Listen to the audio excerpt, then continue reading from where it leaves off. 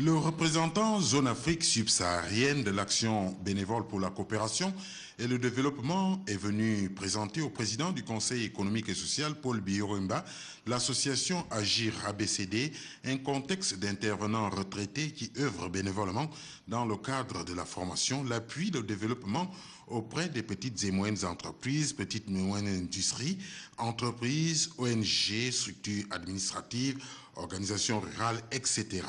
Guy Jacques s'est rapproché du Conseil économique et social pour plusieurs raisons inhérentes au bon fonctionnement de cette structure. Disons qu'on a eu besoin de prendre contact avec Monsieur le Président du Conseil économique et social parce que je pense que c'est une institution qui peut nous apporter déjà beaucoup de choses sur le plan de nous aiguiller au bon endroit, aux vrais besoins au niveau du pays. Ça nous évite de faire des impairs et de faire des missions qui ne servent à rien. Donc de voir avec le Conseil économique et social dans quelle mesure on peut répertorier quelles sont les priorités en matière de formation, les priorités en matière d'appui technique que l'on puisse apporter aussi bien dans les PME, PMI que dans les milieux ruraux.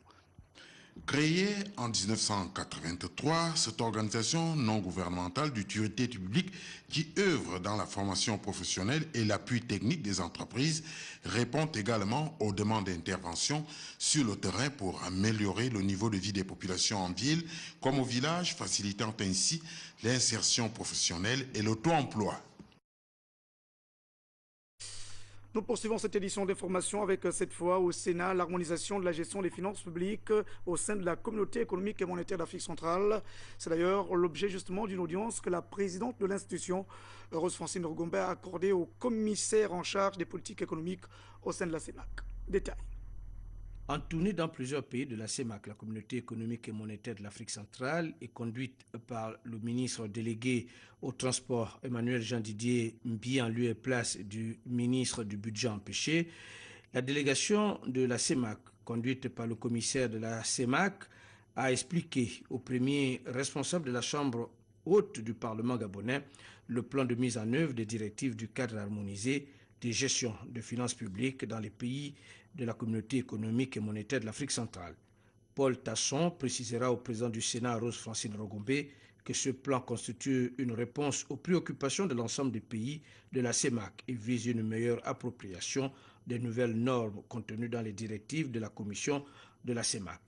Ces directives ont pour grand axe la modernisation et le renforcement de la transparence et de l'efficacité du système de gestion de finances publiques et la facilitation des comparaisons de données de finances publiques pour une meilleure surveillance des politiques budgétaires nationales.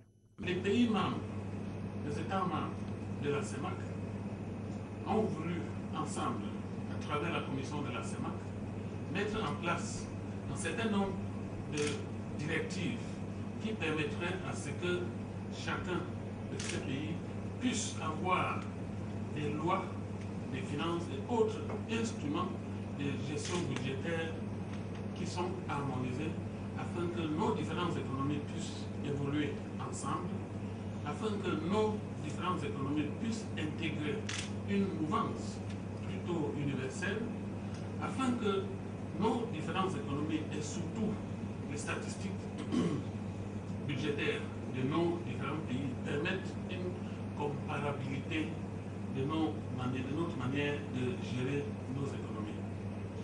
Notons aussi que la présente réforme comprend plusieurs volets: comptables, nomenclature budgétaire et plan comptable de l'État, les stratégies, le code de transparence et de bonne gouvernance dans la gestion des finances publiques et le volet juridique. Plusieurs documents concernant les directives du cadre harmonisé de gestion des finances publiques de la CEMAC ont été remis à Madame le Président du Sénat. Et puis ce communiqué, le président du Sénat qui porte à la connaissance de mesdames et messieurs les sénateurs que les réunions statutaires se déroulent comme suit. Demain, mercredi 6 mars 2013, à 10h, réunion du bureau, salle Mathurin-Anguillet. Vendredi 8 mars 2013, 10h, conférence des présidents, salle Mathurin-Anguillet. Le communiqué est signé donc de Rose Francine Rogombe, la présidence du Sénat. Et puis, aujourd'hui même, le Premier ministre chef du gouvernement a donc reçu en déjeuner une délégation du secrétariat exécutif du Parti démocratique gabonais pour évoquer les questions liées justement à l'actualité nationale. Détail, Blanche Mindou. c'est pour non seulement discuter de l'actualité du Parti démocratique gabonais, PDG, mais également de mettre en évidence des nouvelles perspectives liées à cette formation politique que les membres du gouvernement et ceux du secrétariat exécutif du dit parti se sont retrouvés autour du Premier ministre. L'année dernière, nous ne nous sommes pas beaucoup vus et ça a donné l'impression que le gouvernement négligeait ou regardait avec une certaine distance le parti dont il est l'émanation. Et ce que je souhaite cette année, c'est de corriger un peu le tir et de trouver le temps et l'occasion d'avoir des rencontres, bien sûr, autour de tables de travail formelles. Le secrétaire général du Parti démocratique gabonais a profité de ce cadre convivial pour saluer l'initiative du Premier ministre et l'a même relevé certains dysfonctionnements. Lorsque nous vous transmettons les préoccupations des populations, lorsque nous vous demandons, non pas le compte-rendu, mais au moins des informations sur ce que vous faites, nous pensons être dans notre mission qui nous est confiée par et les pédégistes et les électeurs en général, voire l'opinion entière, celle qui consiste à transmettre les préoccupations des populations à l'exécutif et veiller à ce que leurs préoccupations soient prises en compte. Ce rassemblement entre les hiérarques du Parti démocratique gabonais vient davantage renforcer les liens de solidarité des membres de ce parti politique à l'heure où pointe à l'horizon les élections locales. Et puis en plus bref, et nous y reviendrons demain en images, cette tournée de sensibilisation, vous le savez, menée par les femmes de l'Union, les femmes du Parti démocratique gabonais, en vue donc de susciter le maximum de mobilisation de femmes pour les inscriptions sur les listes électorales et dans le processus de biométrie. Nous reviendrons aussi demain sur cette tournée effectuée par la sénatrice de la ville de Makoko dans le Goué-Vindo, mais aussi l'installation des structures de base du Parti démocratique gabonais dans la ville d'Ovan, toujours dans la province de Logoué-Vindo. Et puis, dans le sud du Gabon, dans l'Anyanga plus précisément, à Doutila, le député de ce département, Emmanuel Idundu, a donc été assisté de l'ambassadeur du Japon, bien sûr, à sillonner son siège pour justement évaluer les chances de création d'unités de production, notamment agricoles et piscicoles. Pour les détails, Yves Oyeno. Avec à ses côtés l'ambassadeur du Japon au Gabon, le député de la Doutila est venu visiter les sites susceptibles d'accueillir des unités de production de ressources halieutiques marins dans une région incontestablement riche. Le département recèle d'innombrables potentialités qui ne demandent qu'à être exploitées. Et je pense que son Excellence, Monsieur l'ambassadeur du Japon, a pu se rendre compte, toucher du doigt donc les potentialités donc, de notre département. Et nous espérons que d'ici là, les résolutions qui seront prises pourront, améliorer le quotidien de nos populations. Il y a donc du poisson à pêcher ici et à vendre, avec des perspectives d'emploi dans cette localité frappée par le chômage. En perspective aussi, le développement d'une coopération économique fructueuse avec le Japon. C'est justement le prolongement de cette proximité avec le Japon qui fait que l'ambassadeur du Japon a souhaité venir visiter Bandamamba, venir visiter le département de la Doutila, parce que ce n'est pas Bandamamba tout simplement, pour voir qu'est-ce que l'État japonais peut apporter à la politique de l'émergence en général et en particulier au département de la Doutila.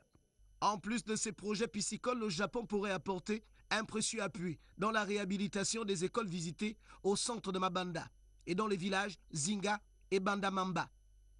Vous avez vraiment une grande potentialité dans ce département. Si possible, je veux être utile pour le développement de coopération entre le Japon et ce département. Un peu japonais pour avoir passé 8 ans d'études au Japon, le député Emmanuel Idundu était entouré dans cette mission de plusieurs cadres de la localité, dont le maire UPG de la commune de Mabanda. Dernière nouvelle en image de cette édition de l'information, un incendie d'une rare violence qui a ravagé le magasin de stockage des marchandises saisi, vous le savez, par la police municipale, notamment de la mairie de Libreville. On ne sait pas justement pour l'instant les causes véritables de cet incident. Pour les détails, Victor Mondonga, Lolita Obono. De nombreuses saisies de la mairie désormais réduites en cendres par le feu. Ces flammes sont le reflet de l'insécurité qui caractérise ce vieux bâtiment de stockage de la mairie depuis plusieurs années sans que personne n'y accorde une attention particulière du côté des dirigeants de l'hôtel de ville, pointés du doigt par les commerçants de Libreville, propriétaires de ces multiples biens et marchandises qui ont volé en fumée. Situation désolante et pénible. Ici, le feu a pris ses droits. Malgré la proximité de ce magasin de stockage municipal avec le bataillon des sapeurs-pompiers, rien n'a été récupéré, tout a été consumé dans cet incendie. Depuis 2 heures, on a entendu comme des détonations, on pensait que c'était des coups de fusil. Et puis on est sorti, c'était l'incendie, c'était presque quasi trop tard quoi. On a là la moire à linge, tous les habits des 3 enfants et moi-même, j'ai tout perdu. Il n'y a rien.